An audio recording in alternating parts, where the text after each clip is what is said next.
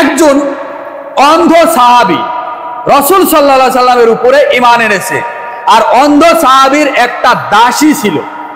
তো রাতের বেলা ঘুমিয়ে আছে। তো তার দুইটা ফুটফুটে সন্তান ছিল, ছেলে হোক মেয়ে হোক, দুইটা সন্তান ছিল। রাতের বেলায় দুই সন্তান ঘুমন্ত, আর স্বামী স্ত্রী দুইজন গল্প করছে। তো গল্প করতে করতে স্ত্রীর চোখ ভালো, স্ত্রী পরমা সুন্দরী, খুব দেখতে শুনতে ভালো। তো স্ত্রীটা রাসূল সাল্লাল্লাহু আলাইহি সাল্লামকে গালি দিচ্ছে, বিশ্রী ভাষা ব্যবহার করছে। এখন এই অন্ধ সাহাবী তিনি বলছেন, হে আমার বিবি, তুমি আল্লাহ রাসূলকে গালি দিও না, বরং তুমি আল্লাহ রাসূলের উপরে ঈমান আনো, তুমি মুসলমান হও, গালি দিও না। গালি দেওয়াটা কিন্তু আমি বরদাস্ত করব না, তুমি সাবধান হয়ে যাও। পর পর কয়েকবার নিষেধ দেওয়ার পরেও ওই মহিলা শুনলো না, রাসূল সাল্লাল্লাহু আলাইহি সাল্লামকে গালি দিতেই থাকলো। হঠাৎ একটা ছুরি নিল অন্ধ সাহাবী, তার আশেপাশে কোথাও ছুরি ছিল, ছুরি নিল। নেওয়ার পরে একেবারে আস্তে করে তার স্ত্রীর পেটের ভিতরে ঢুকিয়ে বিভিন্ন ভাবে মানে ছুরি মারতে মারতে তাকে ওখানেই ঘুমন্ত ঘুমাতে গেছে বিছানায়, অথচ ওই অবস্থাতে তার স্ত্রীকে হত্যা করল। হত্যা করার পরে পরের দিনে সকালে লাশ পড়ে আছে বাড়িতে। কি ব্যাপার, এই মহিলাকে কে হত্যা করলো, কে হত্যা করলো কেউ জানে না, কেউ বলছে না। রাসূল সাল্লাল্লাহু আলাইহি সাল্লাম অন্যান্য সাহাবীদেরকে নিয়ে উপস্থিত হওয়ার পরে রাসূল সাল্লাল্লাহু আলাইহি সাল্লাম বলল যে, দেখো আমাদের এলাকার মধ্যে কে এমন ব্যক্তি আছো, সে সরাসরি আমার কাছে স্বীকার করো কে এই মহিলাটাকে হত্যা করেছো, নইলে আমি যদি তাকে হত্যাকারী হিসেবে চিহ্নিত করি আর আমি নিজে যদি এই হত্যাকারীকে বের করি, তাহলে তার উপরে কিন্তু আমার অধিকার রয়েছে, আমি কঠিন থেকে কঠিন শাস্তি দিব। তখন এই নিহত মহিলার স্বামী অন্ধ সাহাবী দাঁড়িয়ে গেল। দাঁড়ানোর পরে ভয়ে ভয়ে কাঁপতে কাঁপতে তিনি নিজেই বলছেন, হে আল্লাহ রাসূল, আমি আপনাকে আমার নিজের থেকে, আমার স্ত্রীর থেকেও আপনাকে আমি অনেক বেশি ভালোবাসি। বারবার আমার স্ত্রী আপনাকে গালি দেয়, নিষেধ করি তারপরেও শুনে না, আপনাকে গালি দেয়। গত রাত্রে দুই স্বামী স্ত্রী গল্প করছিলাম, ঘুমাতে যাব, ঘুমন্ত বিছানায় গল্প করছিলাম আমরা ঘুমানোর আগে। তো ওই বিছানাতেও আপনাকে গালি দিয়েছে বেশ কয়েকবার, মানা করেছি শুনেনি, আমি হুমকি ধামকি দিলাম তবুও শুনেনি। বাধ্য হয়ে আপনাকে যখন গালি দিতেই থাকলো, বাধ্য হয়ে আমি ছুরি তার পেটে ঢুকিয়ে আমি নিজের হাতে তাকে হত্যা করেছি। বলুন সুবহানাল্লাহ। রাসূল সাল্লাল্লাহু আলাইহি সাল্লাম বলেন, হে উপস্থিত সাহাবীরা, তোমরা শোনো, মুহাম্মদকে যে গালি দিবে তার শাস্তি মৃত্যুদণ্ড, এই হত্যাকারীর কোনো এই রক্ত মূল্য নেই। যাও, একে উন্মুক্ত, একেবারে মুক্ত ঘোষণা করে দিলাম, এর কোনো রক্ত মূল্য নেই। বলুন সুবহানাল্লাহ। এই সাহাবীকে রাসূল সাল্লাল্লাহু আলাইহি সাল্লাম কোনো শাস্তি, কোন রকম দণ্ড জরিমানা কিছুই করেনি। আল্লাহ রাসূল নিজেকে এত দয়াল নবী, মায়ার নবী, তিনি সহ্য করে থাকতে না পেরে তিনি নিজে বদদোয়া করেছিলেন। আর এই দুই ভাই, আবু লাহাবের দুই ভাই বদমাশ, এরা দুই ভাই উতবা এবং উতাইবা, এরা দুই ভাই আবু লাহাবের ষড়যন্ত্রে কুপরামর্শে রাসূল সাল্লাল্লাহু আলাইহি সাল্লামের দুই মেয়েকে তালাক দিয়েছিল, নাউজুবিল্লাহ মিন জালিক। এরপরে রুকাইয়াকে তালাক দেয়। পরে উসমান রাদিয়াল্লাহু তাআলা আনহু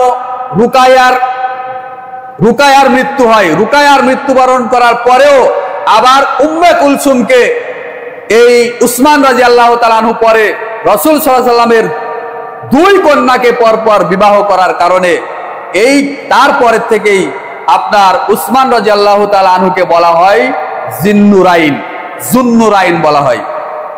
তার মানে দুই আলোর টুকরা, ঠিক আছে, এটা বলা হয়। কিন্তু এক শ্রেণীর মানুষ এটাকে ভুল বুঝে অন্যদিকে তাফসির করে। সম্মানিত উপস্থিতি, এই ঘটনাটা আপনি সিরাতুর রাসূল, যেই বইয়ের কথা বললাম, রাসূল সাল্লাল্লাহু আলাইহি সাল্লামের জীবনী 130 পৃষ্ঠার মধ্যে বিস্তারিত পেয়ে যাবেন যে কিভাবে উতবা এবং উতাইবা আসলো, রাসূল সাল্লাল্লাহু আলাইহি সাল্লামকে থুতু নিক্ষেপ করলো, গায়ের চাদর টেনে ছিঁড়ে ফেলে দিল। তারপরে রাসূল সাল্লাল্লাহু আলাইহি সাল্লাম কিভাবে বদদোয়া করলো, এই সিরাতুর রাসূল 854 পৃষ্ঠার এই বিশাল কিতাবের 130 পৃষ্ঠার মধ্যে পেয়ে যাবেন। কিছুদিন পরে উতাইবা ব্যবসার উদ্দেশ্যে চলে গেল সিরিয়া। সিরিয়ায় যাওয়ার পরে রাসূল সাল্লাল্লাহু আলাইহি ওয়াসাল্লাম আছে মক্কায়, আর কোথায় কত হাজার কিলোমিটার দূরে হলো সিরিয়া। সেই সিরিয়াতে ব্যবসার উদ্দেশ্যে গেছে আবু লাহাবের পুত্র উতাইবা। যাওয়ার পরে হঠাৎ তার সাথে অনেক প্রহরী ছিল, অনেক সিকিউরিটি গার্ড ছিল। এরপরেও দূরে তিনি লক্ষ্য করে দেখলেন যে একটা জঙ্গল থেকে একটা বাঘ বের হয়ে আসতেছে। আসার পরে তখন উতাইবা নিজেই তখন ওই বাঘকে দেখে বলছেন, হাযা ওয়াল্লাহি আকিলি কামা ক্বালা মুহাম্মদ, আল্লাহর কসম করে বলছি এই যে বাঘ তোমরা দেখতে পাচ্ছ আসতেছে আমার দিকে, এই বাঘ আমাকে এখন মেরে ফেলবে, আমাকে খেয়ে ফেলবে। তোমরা আমাকে তার হাত থেকে বাঁচাতে পারবে না। কেন? মুহাম্মদ এইভাবেই এই বাঘের জন্য আমাকে বদদুয়া দিয়েছিল, আমার সামনে মুহাম্মদ বদদুয়া করেছিল। এরপরে কাতিলি ইবনু আবি তাবসাতা ওয়া ইয়া বিমাক্কাতা ওয়া আনা বিশাম, সে আমাকে এখনই হত্যা করবে। আর অথচ এই সময় মুহাম্মদ আছে মক্কায় সৌদি আরবে, আর আমি আছি সিরিয়ার হলো শামে। তাহলে কত হাজার কিলোমিটার। রাসূল সাল্লাল্লাহু আলাইহি ওয়াসাল্লাম বদদুয়া দিয়েছেন মক্কায়, আর সেই বাঘ সিরিয়াতে অহেতুক একটা বাঘ চলে গেল।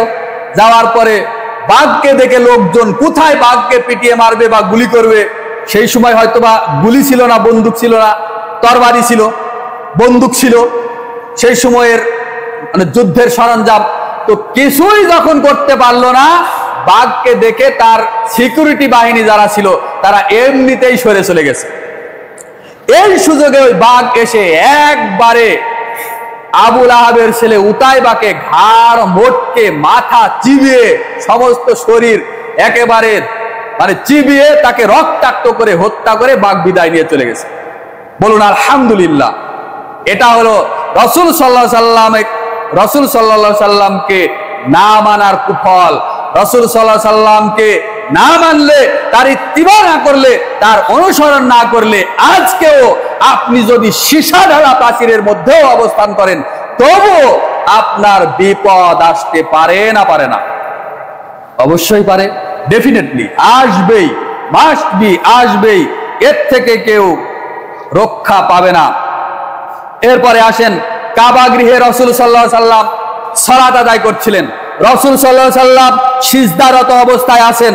এমত অবস্থায় আবু জাহাল নির্দেশ দিল যে এই তোমাদের মধ্যে কে একজন আছো যে ব্যক্তি এই মুহাম্মদকে এখন হত্যা করতে পারবে, ও হলো নাকি তার রবের সাথে এখন মুনাজাতে আছে, আল্লাহর সাথে নাকি কথা বলছে, সিজদায় আছে, যাও কে যাবা, এখনই গিয়ে যদি একে হত্যা করতে পারো তাহলে তাকে 100টা উট দান করা হবে। বলুন নাউজুবিল্লাহ।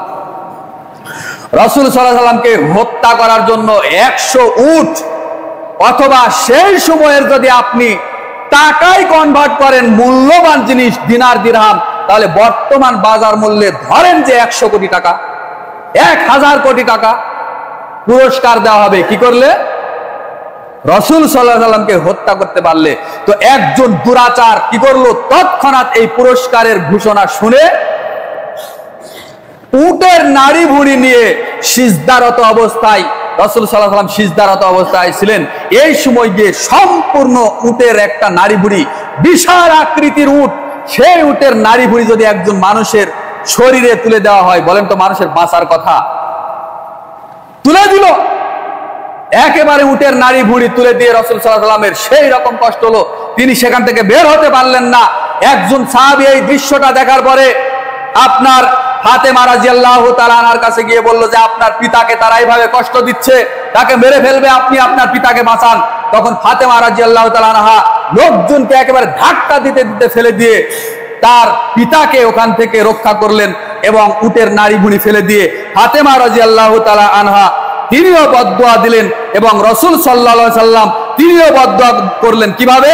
আল্লাহুম্মা আলাইকা বি কুরাইশ, ওয়ালিদ বিন উতবা, উমাইয়া বিন খালাফ, উতবা বিন আবু মুআইদ, হে আল্লাহ আমারা বিন আমরকে এবং ওয়ালিদকে তুমি ধরো, এবং কুরাইশ বংশের এই আবু জাহেল সহ যারাই আপনার নবীকে হত্যা করার ষড়যন্ত্র করছে, এদের সবাইকে আল্লাহ আপনি কঠিন শাস্তি দিন।